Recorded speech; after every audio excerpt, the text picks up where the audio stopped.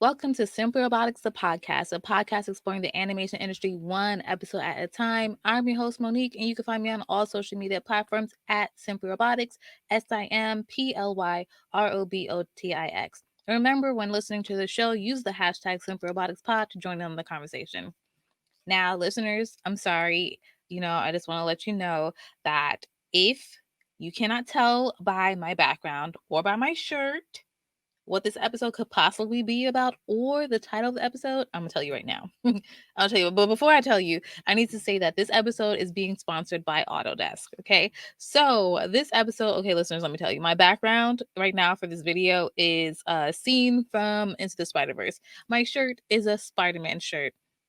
This episode is going to be an interview as well as just talking, getting to know a bit more about an animator that worked on Into the Spider-Verse.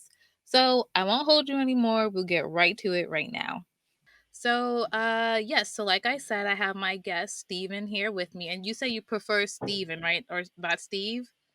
Yeah, Steven. Okay, cool. Definitely Steven.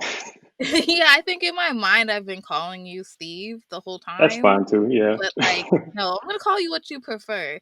So, Steven, can you tell my listeners and viewers Mhm. where you're from? I'm from the Bronx, New York. Do you want me to like embellish a little bit?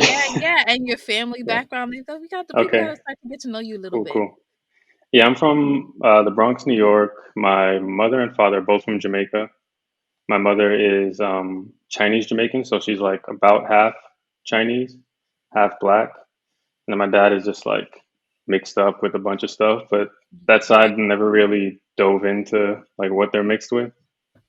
Oh, Um, so that's yeah. that's like interesting too. So then, I mean, like we were saying before recording, I'm assuming too, grew up probably with a lot of different things in your household, with your mom being Chinese and also black, right? Yeah, yeah. So since she's half and she's like second generation half, so she's second generation half, uh, like Jamaican. So it's like really, it's like people who grew up like Asian people who grew up here. They're not like the most Asian they could be. There's like an Gotcha. Americanized version of it. That's the same thing with my family. Um, but they still have like a ton of Chinese customs and stuff that they do, and like the food and all that. So.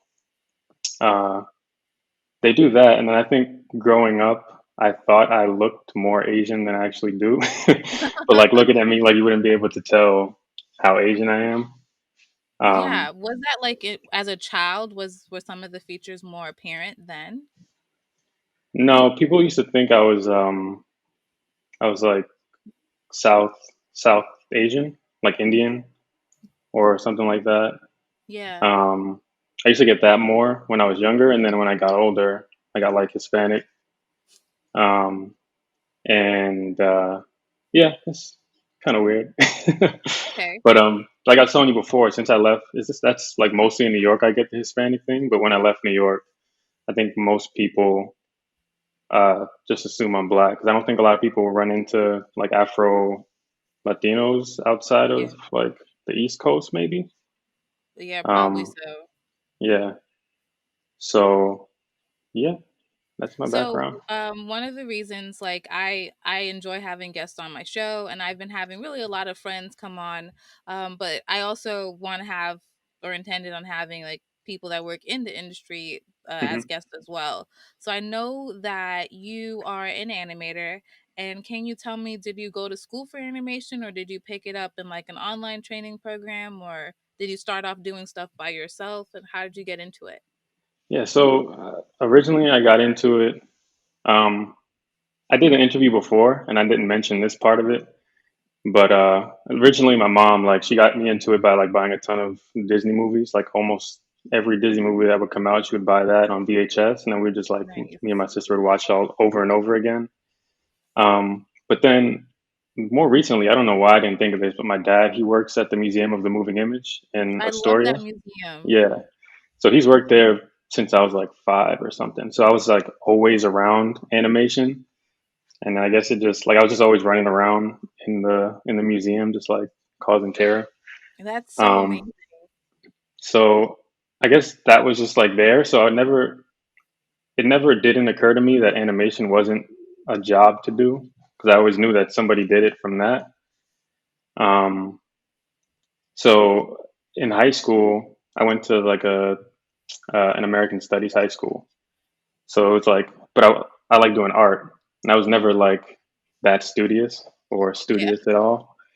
So we had to do an assignment, and the teacher wanted us to write an essay about like what we wanted to do when we grew up and like what career or profession we wanted to go into. So then I did the research paper on being an animator at Pixar. Um, so from then, that was like always in the back of my mind, and then I like kind of drifted off from that for a little bit and did like Photoshop stuff and drew a little bit. Um, I also did some music in between all that. But then when it was time to go to college, then I like just went right back to animation. Um, I also did like one random like animation course at Parsons. Okay. It was like This a was like weekend. before college? Yeah, this was before college. This was in high school. Like me and a friend of mine, we just did like one course. I think it was like over a month. So like it was, we did a walk cycle in Flash.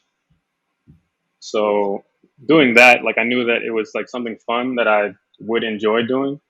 So then in college, that's when I applied to Mercy College and like some other colleges. But I didn't really have a portfolio. So I had like Photoshop stuff I'd done. I had some stuff I drew, but I didn't have like a proper portfolio because I didn't really know how to make one. Right. So I just showed them like stuff that I did, and I think they just accept everybody. So I got in there, and I did all 4 years there.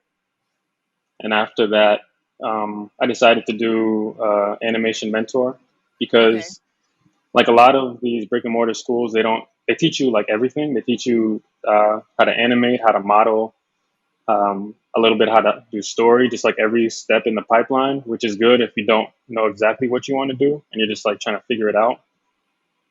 But I did all that stuff and I never really got a chance to like animate that much because we were always responsible for every step.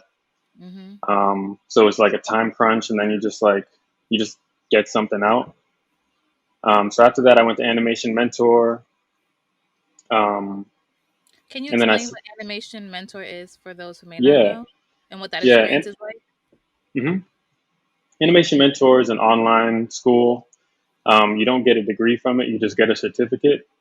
Um, but it's when I went, it was 7 courses, and they took you all the way from like a bouncing ball, like the very beginning of animation, all the way through um, like characters acting and emoting and all that fun stuff.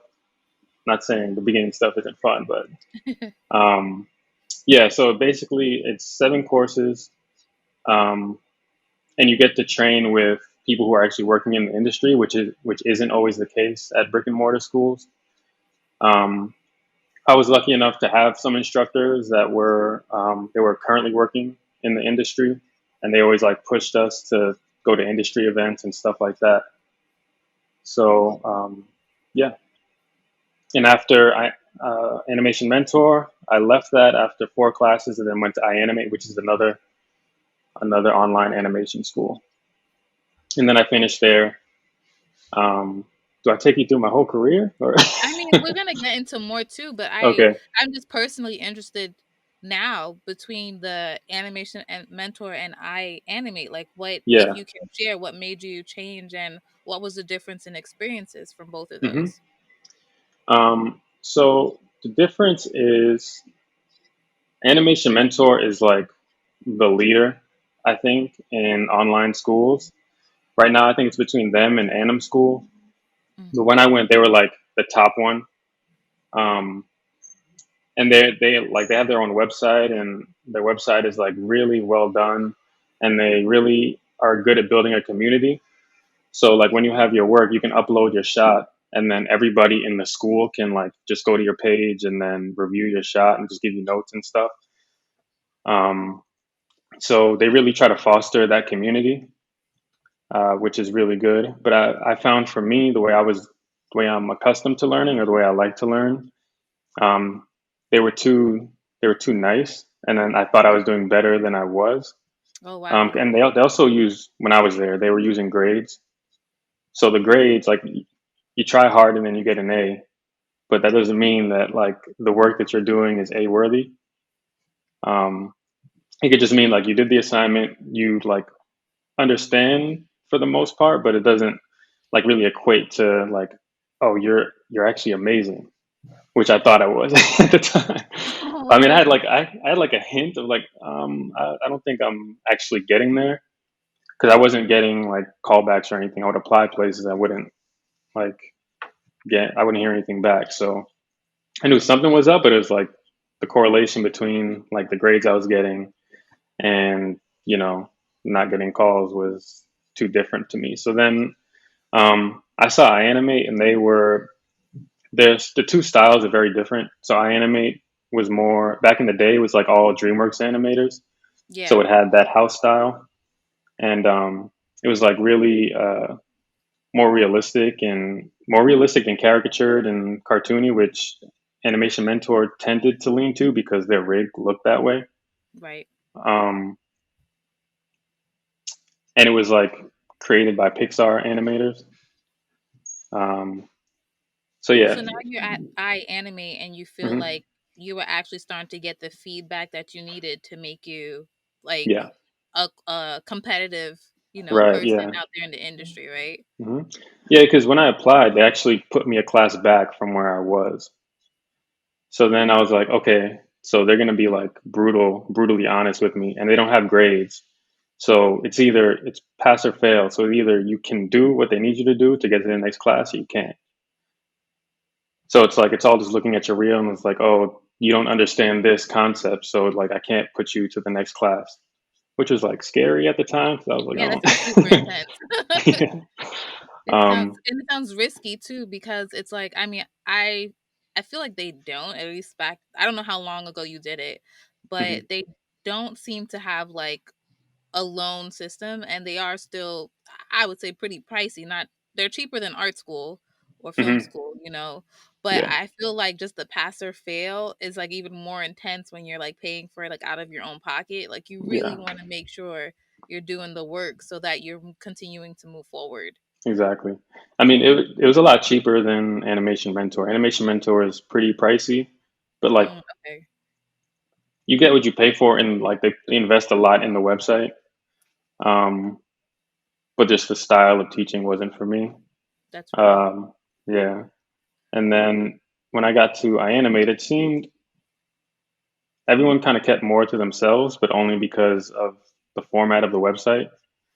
Um, I think we use Zoom, and you can kind of like chat with people in Zoom, but other than that, there wasn't really a super easy way to like get to know people Yeah.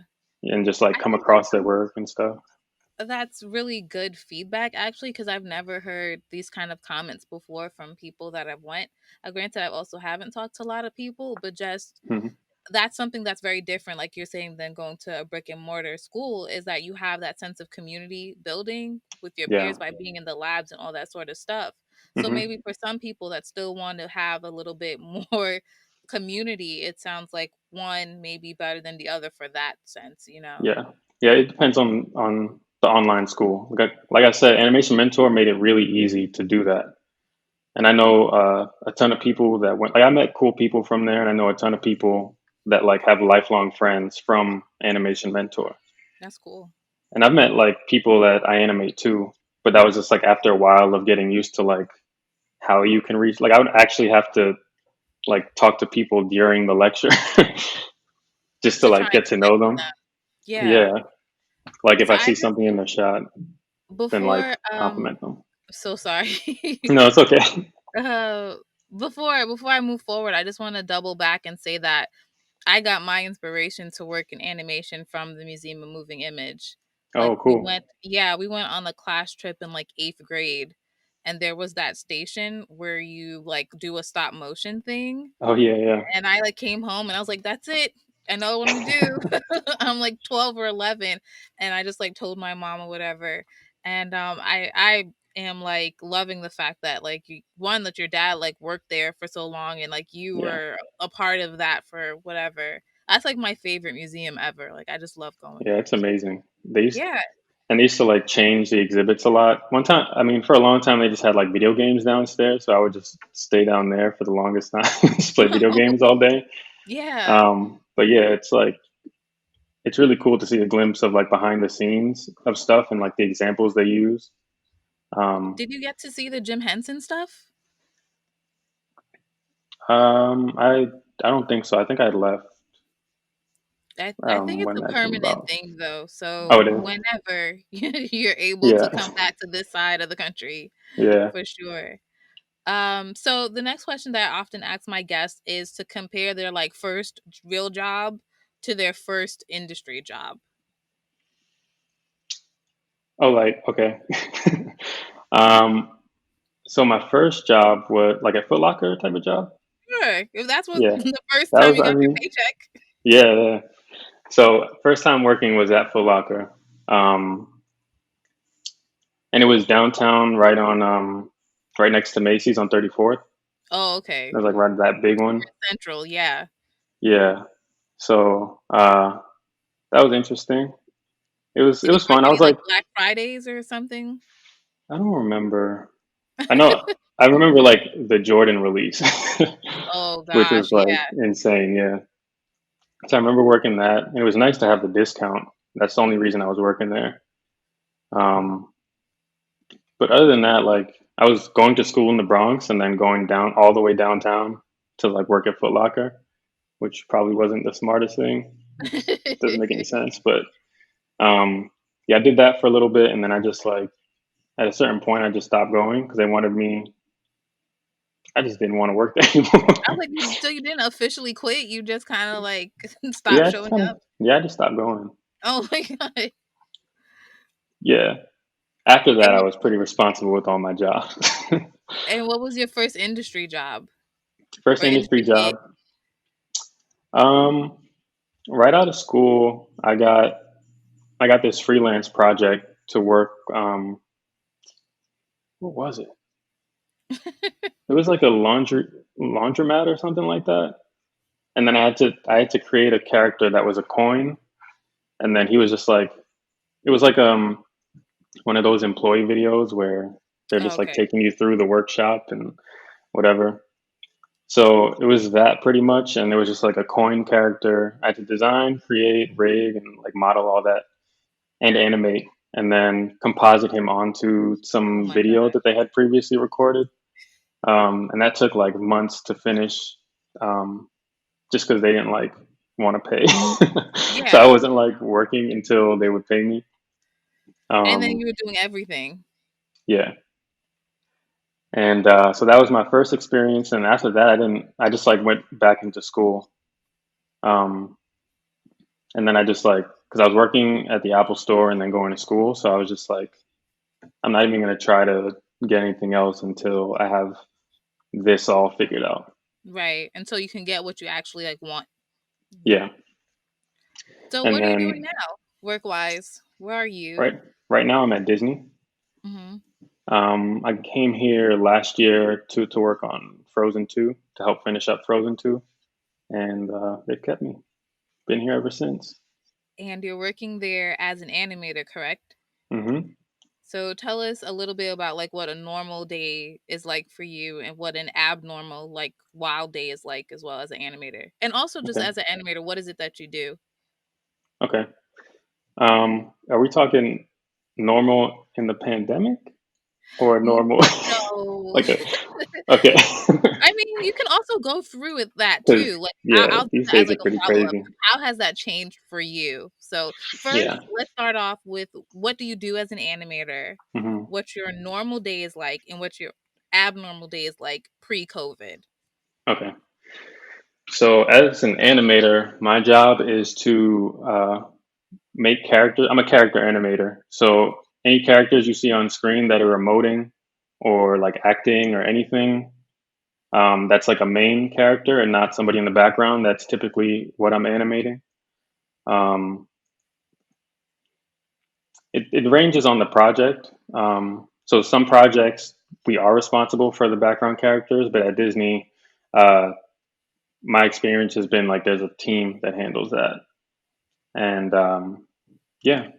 Or if like there's anything that a character interacts with on screen, then I'm also responsible usually for that. Cool. And a typical day, I spend a lot of time just at the desk, just like tweaking stuff in Maya. Um, but I'll take you through like one of like the more exciting days, which Okay. is like you get kicked off on a shot. Um, I'll take you to 2 days. So, Okay.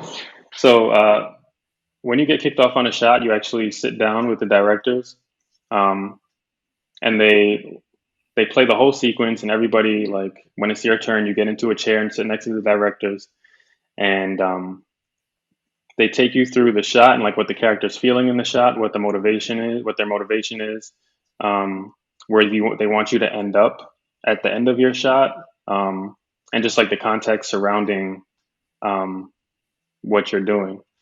So you just get like a clear sense of how to approach it. Um, Here at Disney, they really value like bringing your own ideas to the table. So what I say when they play the whole sequence, they're playing storyboards. They're also playing um, a previs, which is just like really rudimentary characters moving through space. Hmm. So you get the idea of blocking like where the character should be at any given moment. But they do want you to bring your own stuff to the table, so you don't have to follow exactly what's going on screen when you're like kicked off on your shot or your run up shots. So after that, you go back to your desk and you kind of just like play the audio clip over and over again, and you just get a sense of like what the character's feeling. Kind of just take some notes. Usually, I write down like what exactly they're saying, and then I write down around that like the pitch of their voice and the volume of their voice. Like I get a sense of like where the high notes are, just to get like a basic rhythm of where the shot is and like what actions might be big compared to like what they're saying, or if they're like complimenting or just going completely against that. Um, Also getting like the subtext, so they could be saying one thing, and they could be feeling another. So their actions aren't like really matching up with their words. So it all depends on the shot. And after that, I would go into the reference room and just like shoot reference until usually I get impatient, but I try to stay in the reference room until I have something that's like pretty pretty true to what I want to see on screen, give or take like exaggerating certain moments. Um, so I'll do that, and then you just get back to your desk and kind of study the reference, and then put it into Maya, just like posing the character out one frame at a time. And from there, you get to show the directors. You show the directors your blocking, which is like you don't animate every frame. You animate. Some people can do like every 5 or 6 frames. Some people do every 2 or 3 frames. Um, I like to do just the least amount of work to get the idea across of like Yeah. what I'm trying to do. And then from there, then if I get the okay, then I'll go back in and just like try to tighten everything down and make it look pretty. So, for those who may not know, what is a reference room or a ref room? A reference room is just a room. It's like a big empty room, kind of, with a bunch of mirrors around you, um, where you have a camera set up and you might have some props and a computer with speakers so you can play your audio. Uh, that's pretty much it. You just go in there. It's like just a big space so you can kind of do whatever you need to do. If you need to like roll around on the floor or jump around or just need to do something really subtle and just like tight framing, you could do that too. Um, What's the purpose of it? oh, this. Yeah, Uh, like what's the purpose of reference stuff? okay, I okay, mean, I know, but yeah, yeah. yeah. The purpose of reference is to get. It's just to get an idea of where you want your acting to go, where you want the scene to go, without having to do a lot of work and draw every single pose and try to figure it out that way. That's how I use it. Hmm. Some people do draw the pose because I can't draw. So this is just like my workflow. Um, so that's how I get my ideas out. Like I'll jot down my notes first, and then I'll go into the ref room with those like things in mind as I'm acting out what the character is doing. So I think it's really cool that you said that you can't draw because oftentimes people think that they can't be an animator unless they can draw. Yeah. So is that why you chose 3D over 2D because of the drawing part? No, I mean I used to draw like as a going into like college and stuff. I used to draw a lot. Not a lot, but just like I used to doodle and stuff and draw some characters. Um, but I could usually only do just like the front on view and just like T pose character, and then that's it. And I can't like my drawings aren't super expressive. Um, and then when I started going to online school, they don't really encourage drawing. They encourage stick figures because that's really all you need to like get the idea across of your pose. So I'm decent at that. Still not great, but any talent that I might have had at drawing, I've like lost over the years. Oh no. Yeah, I need to get it back. So what's like a crazy day like for you when I don't know, deadlines are just kind of looming over you? What is that like? Crazy day. Are So, you like and sleeping under your desk? Are you like living no, in no, no. Like the days, I'll say this: the days can get long, and like when you're in OT, like I went to Disney, hearing like horror stories of OT and all that, um, and the days are pretty long. And after like it starts off decent, but then as time progresses, you're just like more and more mush. You just like don't want to do anything afterwards.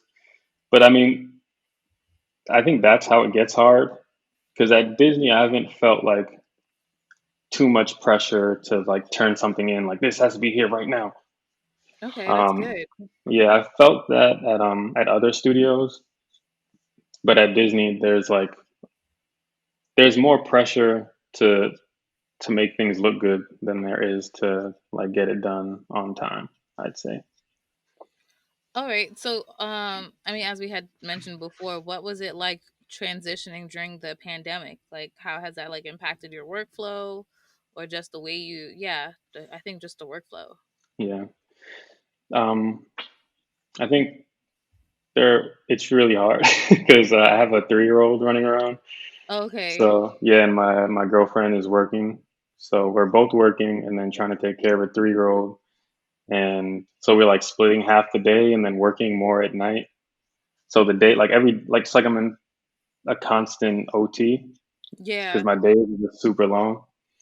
Um, but the hardest, not the hardest thing, but a really hard part is getting started on a shot for me because I'm used to going to the reference room and just having the space all to myself to just like do whatever I need to do. And then here it's like I just moved into a bigger place. So I don't really know how it's going to be here. Okay. Um, I can probably just like go upstairs to do stuff, but in the other apartment, it was just like it was a 1 bedroom apartment, which is like a big living area. So I would have to like wait until my daughter went to sleep or like try to escape while my girlfriend wasn't working to like shoot reference.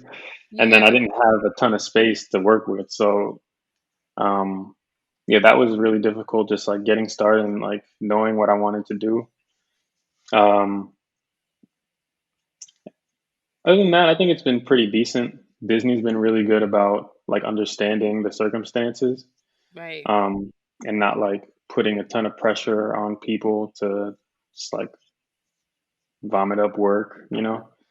Um, Yeah. Same for me. It seems like it feels like I guess leadership is pretty empathetic at this yeah, time, which I also greatly appreciate. Like we recently had some conversations at work just about like we may need to just put in on the calendar like a 30-minute no meeting block Yeah. because sometimes even though we try to schedule gaps in our day or for the team, someone may be like, "Oh, we have time, let's just go over." And it's like, well, there Oh goes that yeah. hour we were trying to preserve Yeah.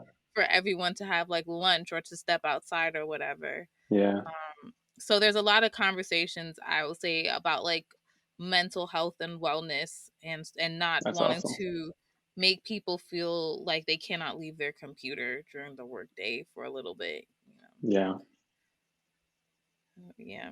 Well, So yeah, so to keep moving things forward, yeah. what was it like for you leaving New York City to work in animation? Like, was that always something that you wanted to do? Like, was to go to California or, you know, wherever, or were you hmm trying to really make animation work in New York? I mean, I never really wanted to leave New York. It's just I had to leave to work at the studios that I wanted to like. All the studios that do animation and feature aren't in New York.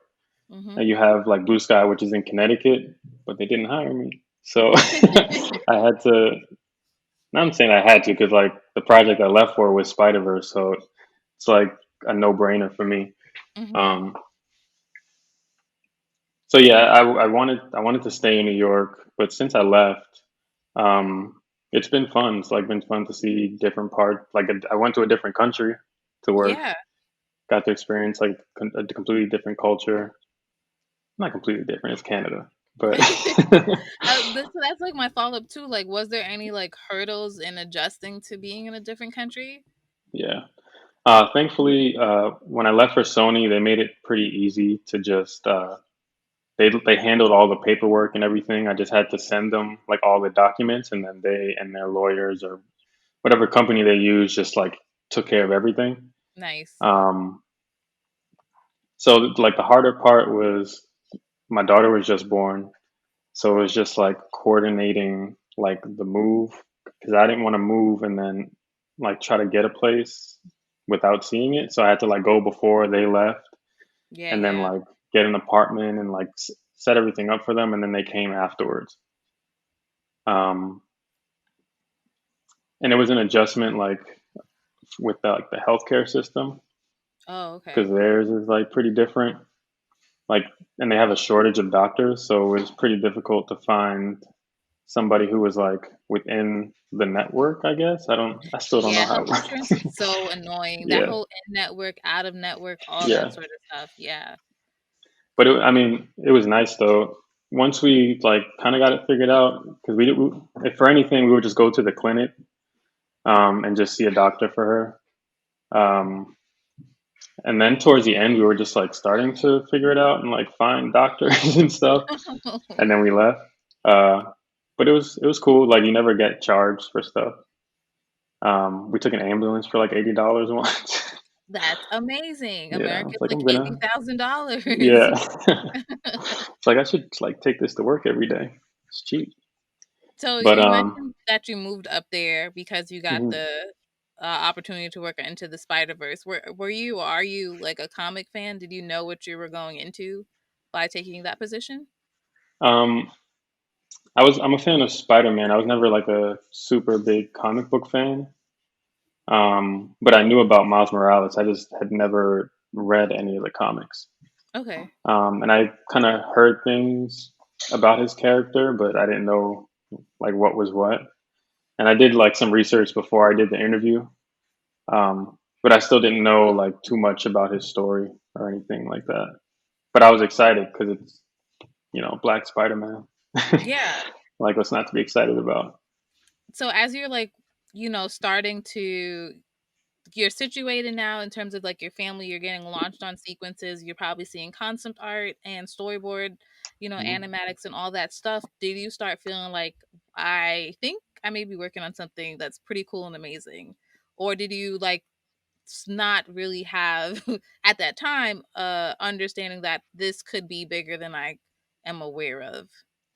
Um, no, like from like the first day, I knew it was, I knew it was like gonna be amazing. Cause like I mean, do you have the art book or anything? I do have the art book. I was supposed to like have Yeah. it at arm's distance. Like I just have Okay. the movie, but like yeah, I have the art book. I love it. Yeah. Yeah, like those images, like the one of Aaron and he's walking with Miles, and then he has like the bomber jacket and the Tims, and I was just like, this is the first time I've ever seen an animated character in Tims. This is amazing. Right. Um, uh, so yeah, like I knew it was special from the jump. I thought it was gonna do better, like monetarily than it did, but Mm. everything else, I kind of like the Oscar. I just didn't think it was gonna get just because Disney wins that every year or mostly every year. Yeah, So I was just just like, it's not about. gonna. Yeah, I was like, it's not gonna get that, but it's gonna do like amazing. It kind of did the opposite, but was still successful. So I'm gonna say that I knew it was gonna be that. When I was looking it up prior to this episode, I I guess just for no reason I also thought it did a lot better monetarily than it actually ended up doing. Yeah, But I saw it like 4 times in theater myself, and I was like, maybe people just weren't that obsessed with it. But no, I it think was really good. yeah, I think nobody knew about it because I mean people knew about it, but like if you if you look at Twitter and then you saw like what was happening outside of Twitter, it's like nobody really knew about Yeah. it. And I guess too, to a certain extent, if you think about like the advertising or like commercials, we were seeing a lot of the posters, like, on the bus and the subway, Hmm. but it still really wasn't clear because they were also having all the different spider people or whatever. Like, so Yeah, you'd see yeah, Spider Ham or you see Gwen or Penny, and you're kind of like, what is all of this? Like, at yeah. the same time. And we were like at the studio, like every time a trailer came out, we would track how many views it got, and it would do well online. But then over time, I don't think it did like as good as like Disney, um, like The Incredibles, or I forgot what movie came out before that. Toy Story. Toy Story was after. After that, oh, Yeah. the two Pixar movies before, like it didn't get as many views as those. So I was like, I don't know. Yeah. That's But interesting. yeah, that made me like question the marketing a little bit, like how widespread it was. Because in New York, he's from New York, so I would understand that they kind of market heavy in New York and LA. Um, Yeah. but like in Middle America, I don't know. I don't know how they did. No, that's a good point. So as you mentioned, seeing a character in Tim's in an Yeah, animated movie is like basically unheard of. So I wanted to ask you if you can talk a little bit to the representation and the diversity of the film, especially being from New York and getting to work on something that's like set like in your home city. yeah, yeah. It was a trip the whole time I was on the show. Like I couldn't really believe that I was animating these characters, and like not only is he black, but he's like from Brooklyn, from New York. His parents are like they feel authentic, and all these characters in this world feel authentic. Like Aaron looks like a person that I would have seen walking in the Bronx or I in Brooklyn. know. Um, and then like trying to infuse like what I know from being a New Yorker and like being black from the Bronx, like trying to infuse that in there, just like in his movements. It's like I was just like a new animator, so I have like no control over anything, but like what I bring to the table.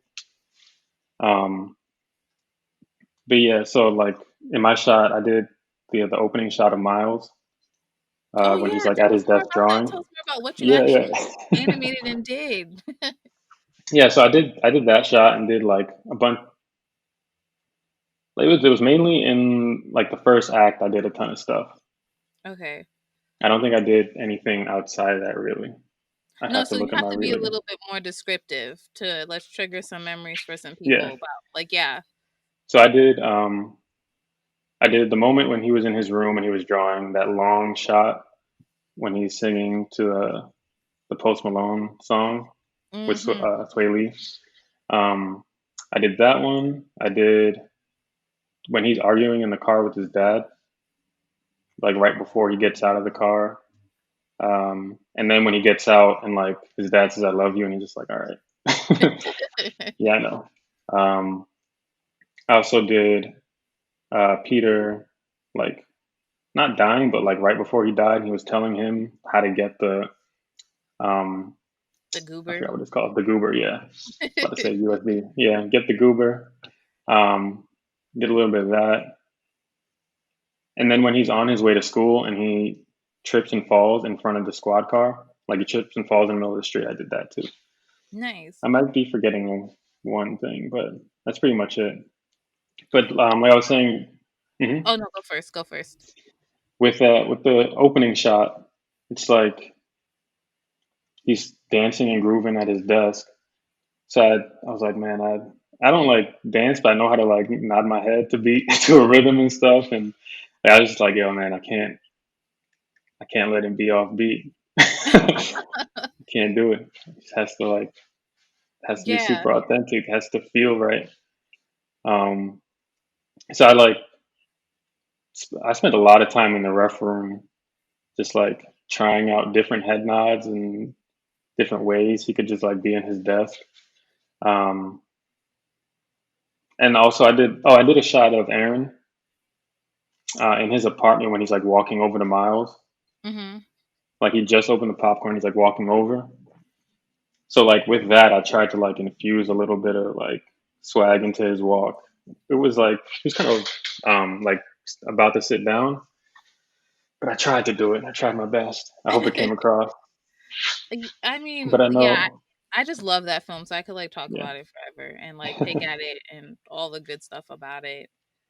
Um, Something that we also didn't touch on is like how long does it take you from when you get launched and start a shot to like it being approved to continue moving forward in the pipeline?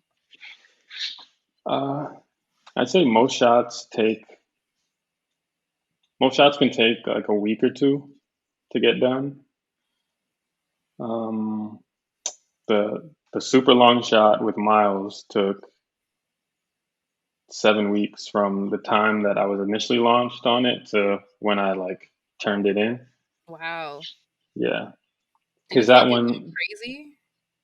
Like at any yeah, point? towards the end, yeah, I just wanted to like finish it because that was also at the end of the show, so I was just like I was like wiped out, and then like towards the end of shows, you're tired, you're kind of like groggy, and you kind of have senioritis because you know that your end date is coming up, Oh, okay. so you're just like, man, I just want to, can I just finish this and leave? Um, but yeah, that one because I started it and then I was taken off of it because they changed the song, and then I had hopped back onto it, so it wasn't like 7 weeks straight, I got it. but it was still like right at the end of the show when I was like feeling it, And how feeling did the like burn. your family and friends feel about were they bragging about the fact that you worked on this? Were they like, Oh I don't yeah, know. Yeah. yeah, definitely.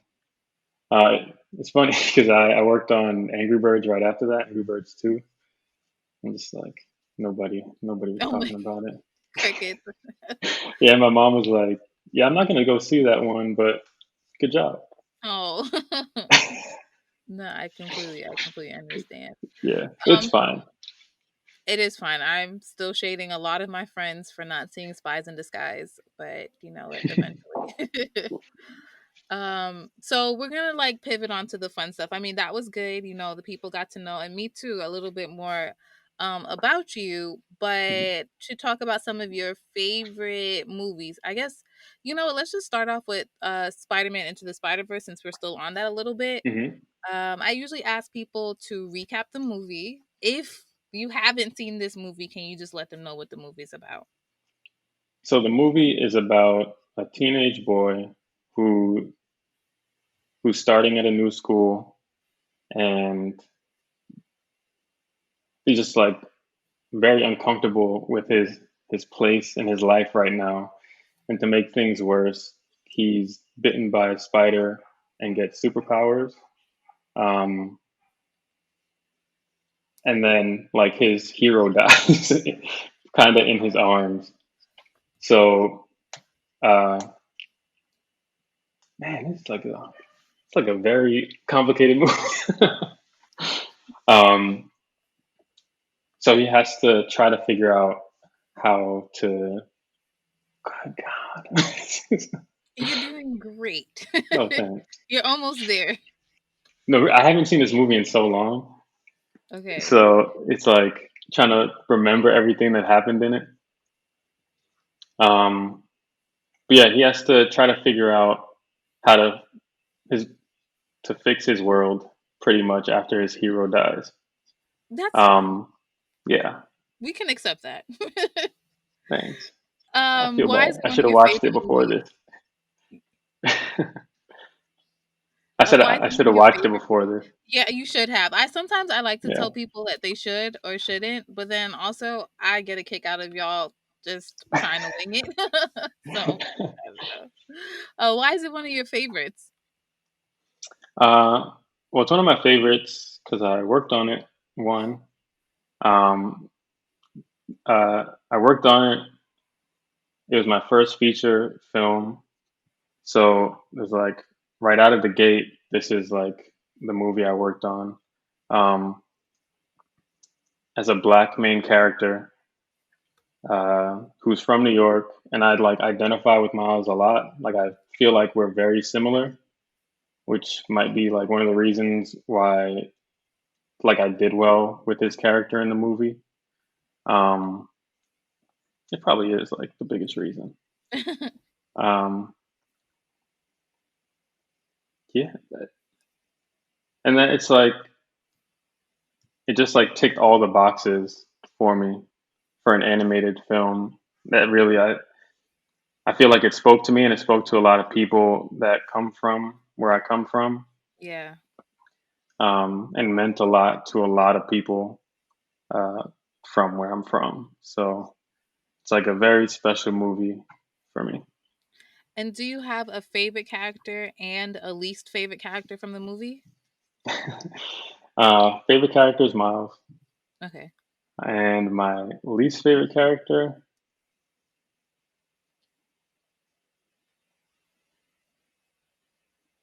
might be Spider Ham.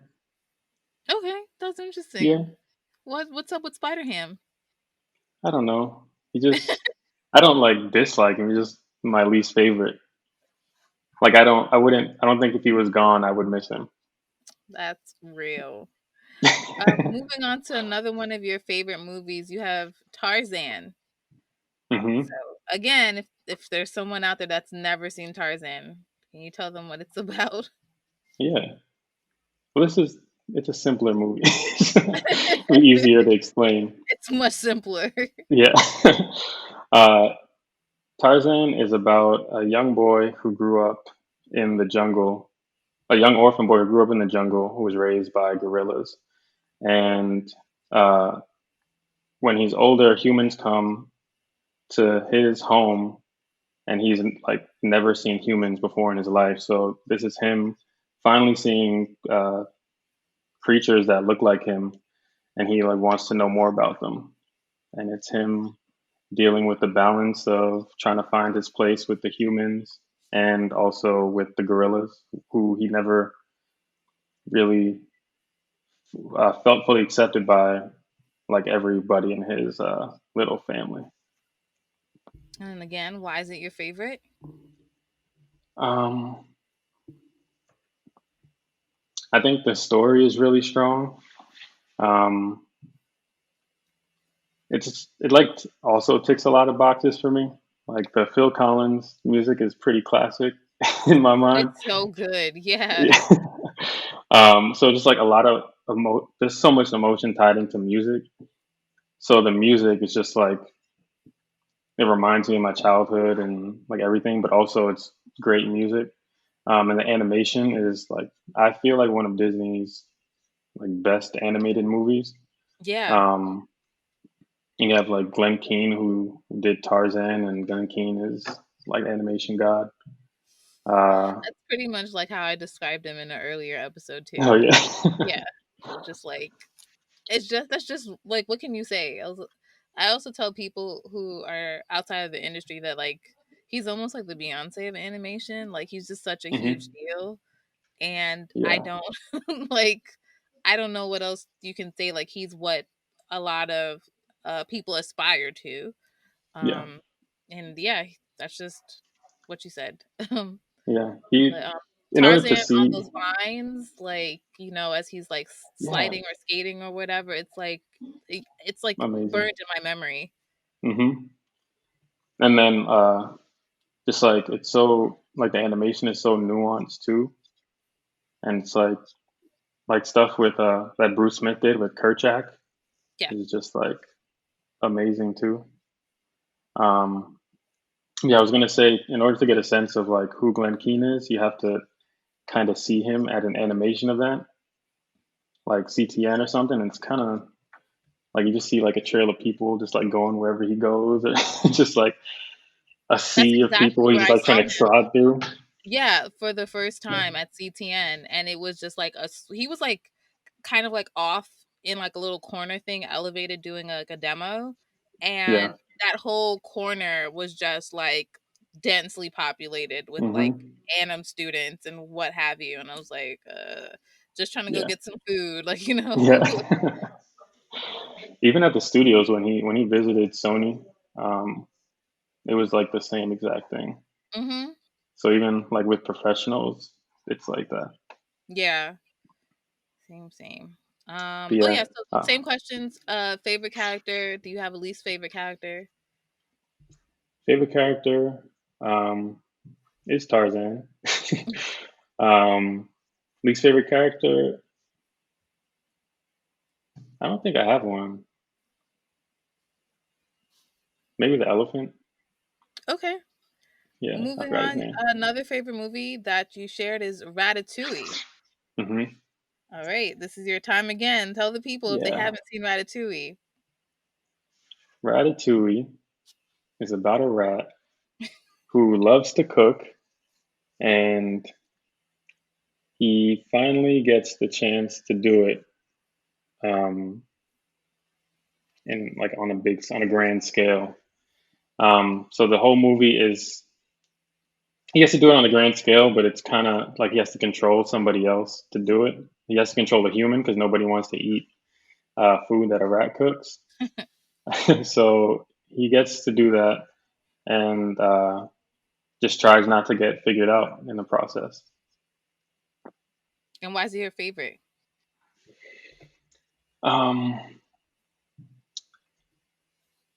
don't know, I just think it's like one of the more perfect animated movies. Like every single aspect of it. Like I love Brad Bird and his movies, and just um, the way that he's able to control the camera and storytelling, and just like everything is just so tightly put together. Like there's no wasted frames. It feels like in his movies. Um, yeah, I don't know because it's.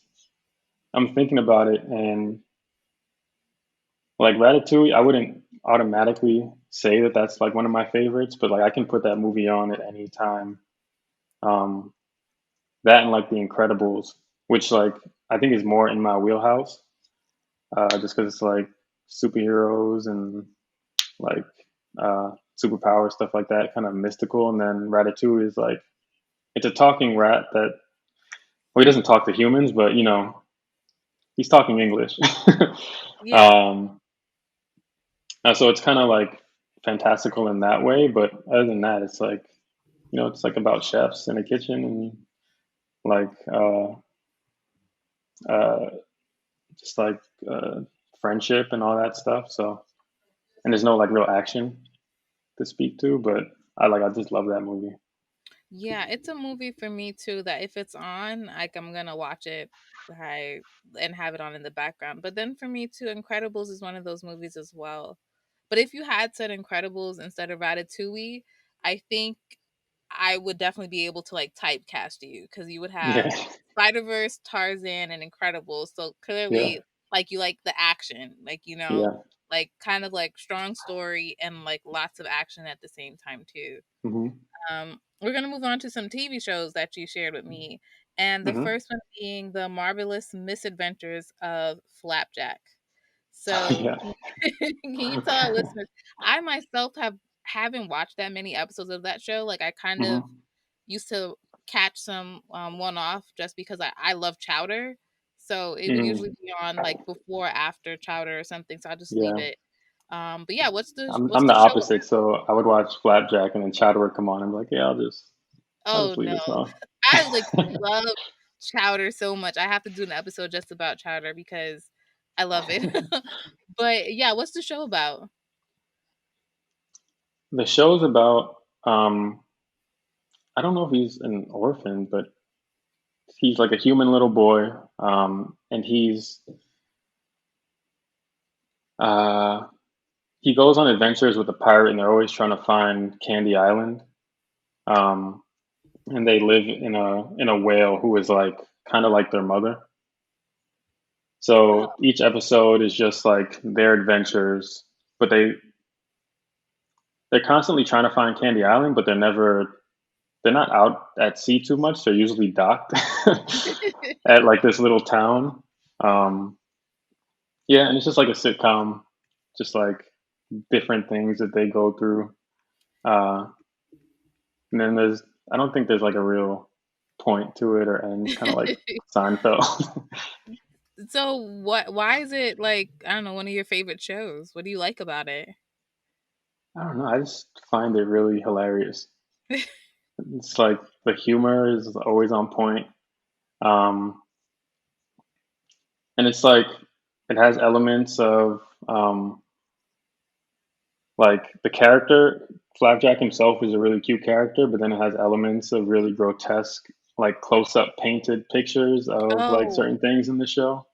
does it do And kind of like what SpongeBob does with like those close-ups and it's like kind of gross? yeah, Okay. so it does that Yikes. stuff. So you have that juxtaposition, and also the characters in the little town are like all super strange. Like there's a barber back when barbers were like also surgeons. So he's like a barber surgeon, and Oh gosh. he has like a candy wife. No, no, no. So the bar owner has a candy wife, and then there's also like a separate barber slash surgeon who's very strange. Gotcha. Do you have like a favorite moment from the show? Um, Something that was like really funny to you or memorable? no, I don't have anything that sticks out. No, can't say I Okay, do. that's fine. We're gonna move on to the Boondocks, a very, very memorable show. Um, in short, what is the show about for people who may have never watched it? This show is about. I can't really speak to like the character arcs throughout the show, but the show itself is just a commentary, like a social commentary show on like society and Black America. Um, and like at the time it came out, there was like nothing. I don't think there's been anything on TV like it since. So yeah, at the time it came out, like it was like something completely new. It was like it kind of gave me the same vibes as like Chappelle's show, but in like narrative cartoon form. Yeah, that's valid. Um, so yeah, those two shows for me when I was in high school were just like I love watching those shows. Yeah, I feel like everyone was watching those shows. Yeah. Yeah. Why is it one of your favorite shows or cartoons specifically? Just like the social commentary was just so smart and funny. And like again, like I said, like you didn't see stuff like that speaking to speaking to like Black America on like a major cartoon network. um, so yeah, it was just like, and at that time I wasn't really watching like cartoon shows, and that was like one of the ones that I would watch. Do you have like a Um, memorable moment from the show? um, man, I don't remember most of the characters' names, but the next door neighbor who was a lawyer, Okay.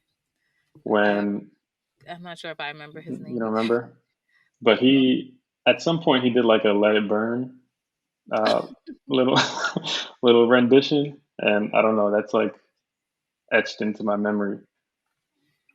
God, Um, yeah, that one. I think sometimes I just pull that up to watch it every once just every that couple of moment. years. Yeah. No, that's But yeah, great. I do that with Chowder. There's like this whole big performance of the "I'm Not Your Boyfriend," and it's like a stage performance, and it gets really elaborate. And so I would say like every couple years or something like that, I would just pull that up because I'm like, this show was just so all over the place, and I love it so yeah, much. The last show that you mentioned was Looney Tunes, and hmm I'm very intrigued to see how you summarize Looney yeah. I Tunes. don't know, man. Um,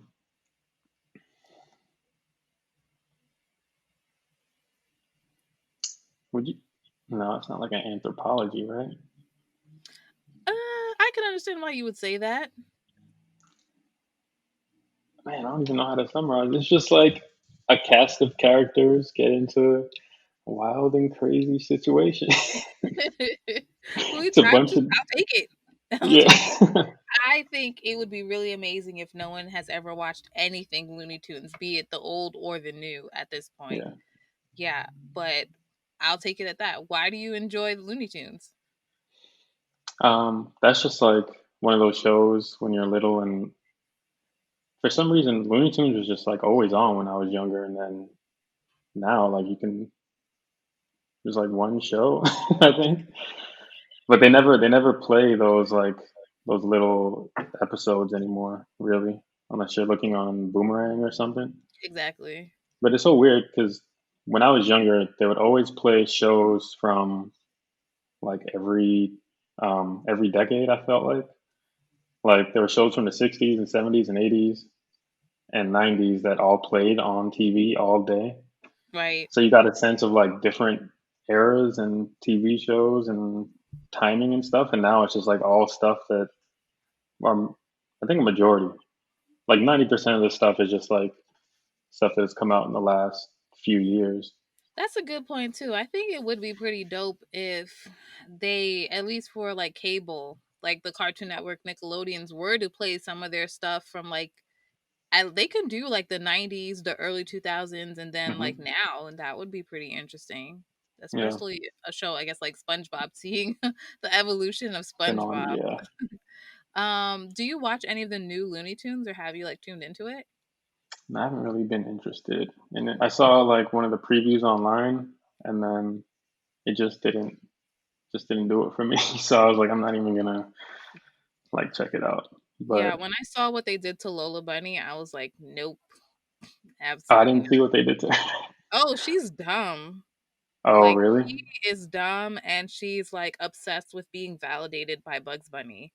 And I was like, how do you go Right? from Space Jam to this? Like, why would you Yeah. do that to a character? Like, absolutely not. I don't know in this next batch of Looney Tunes if they've redeemed her character or not or whatever, but she was really like an airhead, and just That's so it weird. just made no sense. Yeah, I don't Yeah. understand. Like why did you go backwards in Yeah. terms of like character? Do Isn't you she have a like favorite the Looney only Tune female moment? character? Oh yeah, Fairly just Tune. about. Okay. Yeah, because it's That like sucks. outside of her, it's kind of like the cat or something. Oh, Um, right. Yeah. but she's like, I think she's the only one that has like a speaking, yeah, part. It's crazy. Right. That Um, sucks. yeah, there's so many Looney Tune moments, but Yeah. is there one or a couple that stick out to you? Um, right now it's that Bugs Bunny opera Okay. episode. When he's I don't know what the word is, but he's the leader orchestrating or whatever. He might be, but he's also in it with Elmer Fudd Oh, when he's and acting, he's like as yeah, a Viking or woman or something. yeah, I don't yeah, yeah. know. Hmm. Okay. Yeah, that one stands out to me. Um, and then also that little moment when like it's hunting season.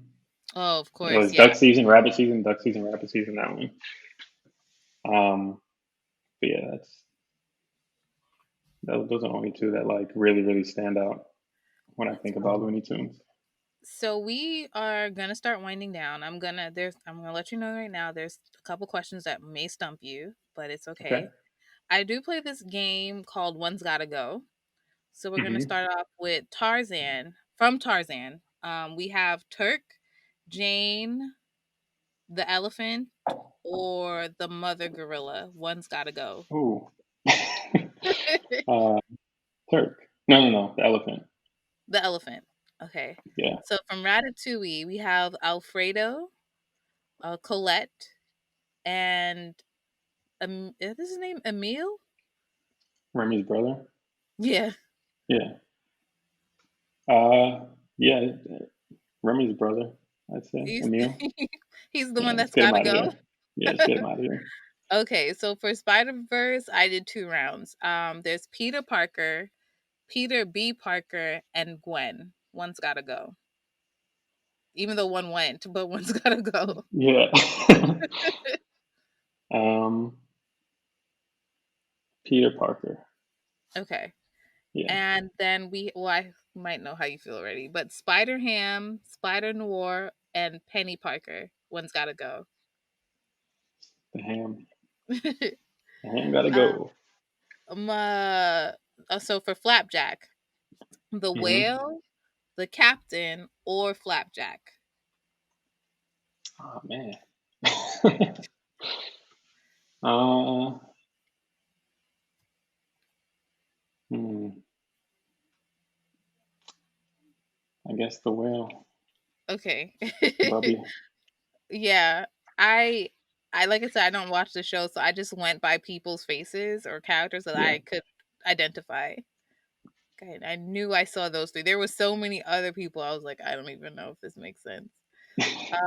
For the Boondocks, I have Uncle Ruckus, Tom Uncle the Ruckus. Boy, Uncle and Ruckus gotta go. I was gonna say Thugnificent. No. Oh, Uncle Uncle Ruckus Ruckus gotta go. out of here. For Looney Tunes, I have Marvin the Martian, Sylvester, Foghorn Leghorn, or the Roadrunner. uh, I'd say the Roadrunner. Really? How come the Yeah. Roadrunner? I don't know. He doesn't really do anything. He just runs around. Like he's not the entertaining one, you know? I guess. Uh, You seem so, offended. I mean, for me, I personally, I feel like almost they all can go. Maybe not Marvin the Mm, Martian. I kind of like him, he was my but next one. that you would say can go. Yeah. Okay, Yeah. that's so funny. Um, so this is a nice reflective question, but you do have to answer. And which cartoon character, like of all time, um, are you most like? Oh, Miles. Miles Morales? Yeah, Miles Oh yeah, Morales. that was Yeah. pretty easy. When I started on Spider-Verse, they did like a kickoff of the show and like all the characters and their character traits. And then when they listed Miles' character traits, I was like, yeah, it sounds like me. Oh gosh. Yeah. And my last question is whatever, using animated characters cast your biopic. So it can be like you and three other people. Okay. Um, I You're guess Miles. I'm Miles. Um, man, that's an interesting question. Thank you. Uh, so weird to like get characters from different worlds I and put know. them into one movie. It's quite Um, funny. let's see. My daughter would be uh, Tasmanian Devil. Oh my gosh. I really thought you were gonna say one of the kids from the Proud Family, like one of the twins. Oh, and I don't know their characters too much. Oh, okay. Yeah. Um, let's see.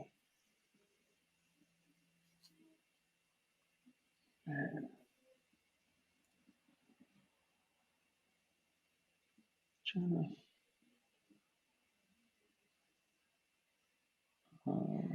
I was just thinking about like Disney female characters for my girlfriend, but they're all underage. So, I mean, yes, this is true. We that's can weird. ignore that for the sake of Okay. casting her properly, Okay. yeah. Oh, my girlfriend be Moana, Okay, that's cool. and Moana and Miles make a Tasmanian devil. yes, in this universe. Oh, that's so funny. Okay. So you can do one more person, or I guess if you have a pet or something, you could do that too. Uh, it sounds weird to say, but because Tarzan's mom was so great. The gorilla mom? Yeah, Or but I don't want okay. to say my mom is a gorilla. Oh, I understand. I understand. Okay. Yeah. Do you want to do a grandparent? I don't know. Yeah. An aunt or uncle? Um, yeah. And I'll say my mom is Rio from Spider-Verse. Is who? Rio, Miles' mom. Oh, okay, okay. Okay, Mhm. that's fair. That's nice. That sounds a lot nicer, yes, than Tarzan's mom, for sure, for sure. She was a great Um, mom though. she is. So we have reached the end of the episode. So I would like to thank Cool. the listeners for listening and for the viewers for tuning in as well. Stephen, I'd like to thank you for taking the time on the weekend, Of especially course. to do this Thanks for with having me. me. Um, yeah, can you share with the people if they want to check out your work or whatever, how can they find you? You don't have to share an email address, but if you want to share a website Yeah. or social media. Yeah. If you want to get in contact with me, my social media on everything pretty much is at SRV Johnson. Um, and on Vimeo, if you want to check out my work, it's vimeo.com/SRV Johnson. Cool. And for me, you can find me on all social media platforms at Simply Robotics, SIMPLYROBOTIX. The website is simplyrobotics.com. And that is it. We're going to say bye now. Thank you again. Bye.